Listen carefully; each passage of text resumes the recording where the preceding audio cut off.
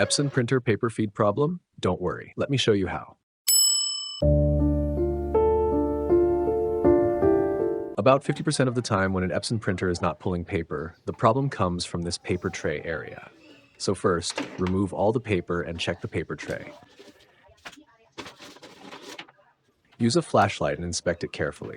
Make sure there is nothing inside that could block the paper when the printer tries to feed. If you find something that shouldn't be there, a simple trick using double-sided tape and a screwdriver can help you remove it.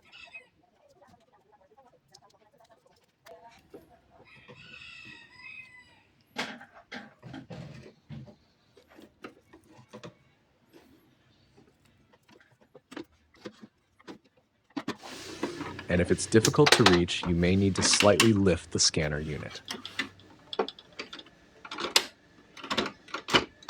Carefully lift the scanner. Underneath, you will find 3 flexible cables connected to the scanner. Gently lift it and make sure the cables stay connected. Then place the scanner in a slightly tilted position like this. Now go back to the paper tray, and you should be able to remove the object blocking the printer rollers more easily. Before putting the scanner back, make sure all flexible cables are still securely connected to the printer's main board.